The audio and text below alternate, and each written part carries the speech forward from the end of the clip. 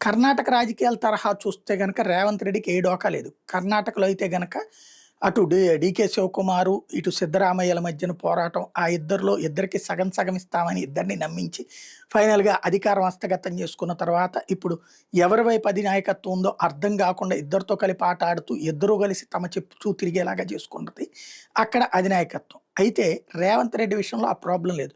ఇదివరకు హడావిడి చేసినటువంటి బట్టి విక్రమార్క ఇప్పుడు కూల్‌గా కామ్ అయిపోయి సీఎంగా రేవంత్ రెడ్డి అంగీకరించారు. ఉత్తమ్ కుమార్ రెడ్డి అంగీకరించేశారు. ఆనాడు హడావిడి చేసిన నాయకులు జగ్గారెడ్డితో సహా అందరూ సీఎంగా రేవంత్ రెడ్డి నాయకత్వంలో తామందరం కలిసి పనిచేస్తామంటున్నారు. ప్లస్ అధినాయకత్వం కూడా అప్పుడేమి వేరే వాళ్ళకి ఇస్తానన్న హామీలు కూడా ఇవ్వలేదు. అయితే బీసీ ముఖ్యమంత్రి లాంటిది అనవసరంగా రేవంత్ రెడ్డే తీసుకొచ్చి నెత్తిన పెట్టుకున్నాడు. అది భవిష్యత్ ఎలక్షన్‌లో ఉంటది గానీ, ఈ ఎన్నికల్లో ప్రాబ్లమ్ లేదు.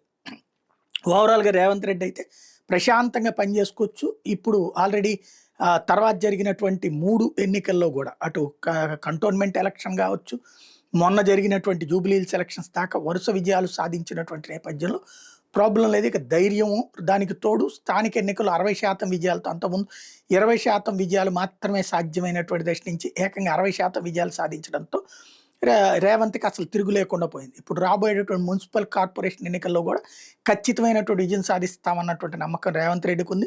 కాబట్టి 5 ఏళ్ళు రేవంత్ రెడ్డి సీఎం, ఇక అక్కడైతే తిరుగులేదు.